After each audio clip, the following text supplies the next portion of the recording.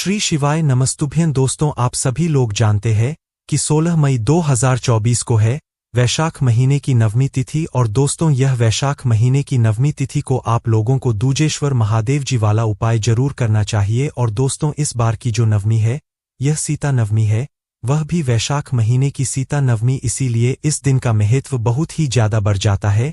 और दोस्तों, आप सभी लोग जानते हो कि पंडित जी ने दूजेश्वर महादेव जी वाला उपाय अपनी अभी की ही कथा में बताया हुआ है। इसीलिए दोस्तों, आप यह बात पहले से जानते होंगे कि जब भी पंडित जी कोई नया उपाय बताते हैं तो उस नए उपाय को जो भी लोग पहले करते हैं उन व्यक्तियों को उन उपायों को करने का फल वह बहुत जल्दी मिलता है और बहुत बड़ा होकर मिलता है। इसीलिए दोस्तों, इस वैशाख महीने की नवमी तिथि या सीता नवमी को आप लोगों को दूजेश्वर महादेव जी वाला उपाय जरूर करना चाहिए और इस मौके को अपने हाथ से नहीं जाने देना चाहिए, क्योंकि दोस्तों, वैशाख का महीना बार बार नहीं आता है। इस महीने की बहुत ही बड़ी विशेष महत्वता होती है और वैशाख महीने में पड़ने वाले हर विशेष दिन का एक बहुत ही बड़ा महत्व होता है। और जब हम उस विशेष दिन पर, यह सीता नवमी पर, यह वैशाख महीने की नवमी पर पंडित जी द्वारा बताया गया नया उपाय जो कि दूजेश्वर महादेव जी वाला उपाय है, इस उपाय को कर लेते हैं तो हमारे जीवन में हमारी जो भी मनोकामनाएं होती है पूर्ण जरूर होती है। हमारी दुख और परेशानियां भी इन उपायों को करने से दूर होती है। अब दोस्तों, यहाँ पर सबसे बड़ी बात यह आती है कि इस दूजेश्वर महादेव जी वाले उपाय को हमें करना कैसे है। देखो, उपाय तो पहले भी लोगों ने सुन लिया है, पर उपाय बहुत सारे लोगों को समझ नहीं आ रहा है। बहुत सारे लोगों ने पूछा कि आखिर हम दूजेश्वर महादेव जी वाले उपाय को कैसे करें, हमें समझ नहीं आया कि हमें कौन सा जल लेना है, हमें उस जल को किस तरीके से शिवलिंग पर चढ़ाना है। तो देखो, इस वीडियो को आप एक बार देख लेना, उसके बाद आप इस दूजेश्वर महादेव जी वाले उपाय को ऐसे समझ जाओगे जिससे कि आप लोग इस उपाय को बहुत अच्छी तरीके से कर पाओगे। और जब आप उपाय को सही तरीके से और अच्छे तरीके से करोगे तो सीधी सी बात है कि आपको उपाय को करने का जो फल है वह भी बहुत ही जल्दी और बहुत बड़ा होकर मिलेगा। तो दोस्तों, जानते हैं इस उपाय के बारे में कि आखिर इस दूजेश्वर महादेव जी वाले उपाय को आपको इस वैशाख की नवमी तिथि के दिन कैसे करना है, किसको करना है, किस समय करना है और कहां पर करना है। तो देखो, सबसे पहले चीज यह दूजेश्वर महादेव जी वाला उपाय है, यह घर की किसी एक सदस्य को करना है। घर में सभी सदस्यों को इस उपाय को करने की जरूरत बिल्कुल भी नहीं है।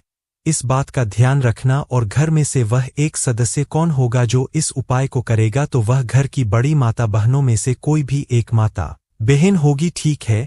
घर में जो भी छोटे होंगे वह इस उपाय को नहीं कर सकते, इस बात का आप लोग ध्यान रखिएगा। अगर किसी कारणवश घर की माताएं बहनें किसी कारणवश अगर इस उपाय को ना कर पा रही हूं या वह घर में उपस्थित ना हो, तो फिर दोस्तों, दूसरा जो आपके पास यहाँ पर ऑप्शन रहेगा वह यह रहेगा कि आपके घर में जो बड़ा व्यक्ति हो, चाहे वह पुरुष ही क्यों ना हो, वह भी इस उपाय को कर सकता है, ठीक है। क्योंकि अगर आपको उपाय का फल चाहिए और उपाय करना है तो इसी वैशाख के महीने की इस नवमी तिथि के दिन करना पड़ेगा, क्योंकि वैशाख का महीना धीरे धीरे अब जाता जा रहा है। इसलिए मौके को अपने हाथ से बिल्कुल भी मत जाने देना। अब दोस्तों, यहाँ पर बात आती है कि इस दूजेश्वर महादेव जी वाले उपाय को हमें किस समय करना है, सुबह के समय करना है कि शाम के समय करना है, और जब भी करना है तो कितने बजे से लेकर कितने बजे के बीच में करना है। तो देखिए दोस्तों, इस वाले उपाय को आपको सिर्फ और सिर्फ सुबह के समय ही करना है। इस बात का आपको ध्यान रखना है, क्योंकि इस उपाय में हमें शिवलिंग की ऊपर जल चढ़ाना है और जल हमेशा सुबह के समय ही चढ़ाया जाता है। शाम के समय प्रदोष काल में भगवान शिव जी का श्रृंगार हो जाता है, इसलिए शाम के समय जल नहीं चढ़ाया जाता है। इसलिए आप लोग भी शाम के समय जल ना चढ़ाएं। हाँ, किसी विशेष दिन पर आप लोग शाम के समय प्रदोष काल में जल चढ़ा सकते हो, जैसे प्रदोष का दिन होता है तो उस दिन आप लोग शाम के समय जल चढ़ा सकते हो। पर बहुत सारे मंदिरों में शाम के समय जल नहीं चढ़ाने दिया जाता है, इसलिए आप लोग इस वाले उपाय को सुबह के समय करोगे तो ज्यादा बेहतर है। और इस वाले उपाय को आपको सुबह के समय ही करना है, ठीक है। तो आप यह बात समझ गए। अब इस दूजेश्वर महादेव जी वाले उपाय को आपको इस वैशाख महीने की नवमी तिथि के दिन कहां पर जाकर करना है। तो देखो, इस वाले उपाय को आपको अपनी ही घर के पास में जो शिवजी का मंदिर हो वहां पर जाकर करना है। बहुत सारे लोग हर उपाय को करते समय एक प्रश्न जरूर करते हैं, क्या हम इस वाले उपाय को अपने घर पर कर सकते हैं? हमारे घर में भी शिवलिंग है, एक नहीं दो दो शिवलिंग है, तो क्या हम अपने घर पर इस वाले उपाय को कर सकते हैं? तो देखो, घर की बात अलग होती है और शिवजी के मंदिर की बात अलग होती है, इसलिए ज्यादातर जो उपाय होते हैं वह शिवजी के मंदिर के ही होते हैं, ठीक है? तो इस दूजेश्वर महादेव जी वाले उपाय को आपको शिव जी के मंदिर में जाकर ही करना है और सुबह के समय जितना जल्दी हो सके आप उतना जल्दी उपाय को करने की कोशिश किया करो। अगर किसी कारणवश थोड़ा बहुत देरी भी हो जाए तो फिर आप 10, 11 या दोपहर के 12 बजे तक भी अगर आप इस उपाय को करोगे तो भगवान शिव जी आपके उपाय को स्वीकारित जरूर करेंगे। पर अगर 12 बजे के बाद आप उपाय करोगे तो इसके बाद भगवान के विश्राम का समय हो जाता है। बाकी जितना जल्दी आप सुबह के समय उपाय करोगे उतना ज्यादा भगवान आपसे प्रसन्न होता है, ठीक है?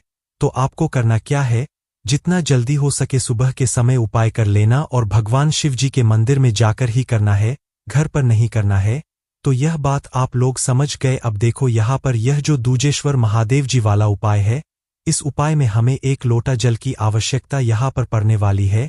तो देखो, बहुत सारे लोग यहाँ पर 1 लोटा जो जल है वह साधारण जल ले रहे हैं, जो कि हम प्रतिदिन शिवजी के मंदिर जाते हैं और शिवजी पर जल चढ़ाते हैं। पर दोस्तों, पंडित जी ने अभी कुछ ही दिनों पहले की कथा में ही बताया कि इस वैशाख के महीने में आपको साधारण जल न चढ़ाते हुए आपको मिट्टी का जल चढ़ाना है।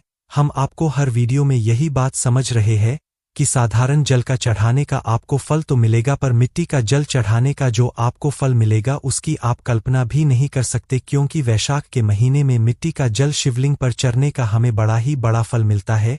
क्योंकि यह गर्मी का मौसम चल रहा है और गर्मी के मौसम में जब भगवान शिवजी पर उस मिट्टी के पात्र का जल चढ़ता है तो भगवान शिवजी को बहुत अच्छा लगता है, और जो भी व्यक्ति उसे शिवलिंग के ऊपर इस मिट्टी का जल को चढ़ाता है, भाई भगवान उससे बहुत ज्यादा प्रसन्न होते हैं। तो इस वाले उपाय में जो आप 1 लोटा जल लेंगे वह मिट्टी का ही जल लेंगे। सबसे पहले चीज तो अगर आप लोग मिट्टी का जल ले रहे हो तो भाई वह आपको 1 रात्रि पहले से जो है तैयार करके रखना पड़ेगा। जैसे आप 16 मतलब तारीख को 16 मई को जो है इस वैशाख महीने की नवमी पर रही है, तो भाई 1 दिन पहले मतलब 15 मई की रात्रि में आप लोग क्या करना, एक मिट्टी का कलश लेना है ना, यह मिट्टी का कोई पात्र लेना, जैसे दिया भी हो सकता है, मिट्टी का मटका भी हो सकता है, मिट्टी का कोई भी पात्र हो सकता है जिसके अंदर कम से कम 1 लोटा जल बन जाए है ना। वह लोटा जिस लोटे से आप शिवलिंग पर जल चढ़ाने जाते हो उतना जल जो है किसी भी एक मिट्टी के पात्र में बन जाए, इतना बड़ा आप मिट्टी का पात्र ले लेना। अगर आपके घर में पहले से कोई मिट्टी का पात्र रखा हुआ है तो भाई वह भी ले सकते, कोई दिक्कत वाली बात नहीं है। बस उस मिट्टी के पात्र में रात्रि में या शाम के समय में आप जिस दिन उपाय करने वाले उसकी 1 दिन पहले की रात्रि में आप उसके अंदर शुद्ध जल भरकर रख दो, और भरकर रखने के बाद आप उसे अपने घर के रसोई घर में जहां पर पीने का पानी रखा जाता है उस स्थान पर जाकर रख दो और रखे रहने दो पूरी रात भर के लिए, ठीक है? आप उसको छूना भी नहीं है, कुछ नहीं करना है, बस उस जल को ढक कर रख देना, उसको उघड़ कर नहीं रखना है ना। अब जैसे ही दोस्तों आपका उपाय करने का दिन आता है, सुबह सुबह होती है और वैशाख महीने की नवमी तिथि आती है, तो सुबह सुबह आपको अपने हाथ में खाली लोटा लेना है। वह लोटा अगर तांबे का हो तो बहुत अच्छी बात है, पंडित जी ने खुद बोला हुआ है। बाकी जिस लोटे से आप शिवलिंग पर जल चढ़ाते हैं वह खाली लोटा लेकर आप अपने घर के रसोई घर में पहुंच जाइए जहां पर आपने इस जल को रखा हुआ है। इसके बाद में उस मिट्टी के पात्र के अंदर के जल को आपको अपने लोटा के अंदर डाल लेना। जिस लोटे से आप शिवलिंग पर जल चढ़ाने वाले उस मिट्टी के पात्र को अपने साथ में लेकर नहीं जाना है ना। तो भाई जिस लोटे से आप जल चढ़ाने वाले हैं उस मिट्टी के पात्र से उस जल को अपने लोटा के अंदर डाल लो। डालने के बाद अब मात्र आपको करना यह है कि भगवान शिव जी के मंदिर आपको पहुंच जाना।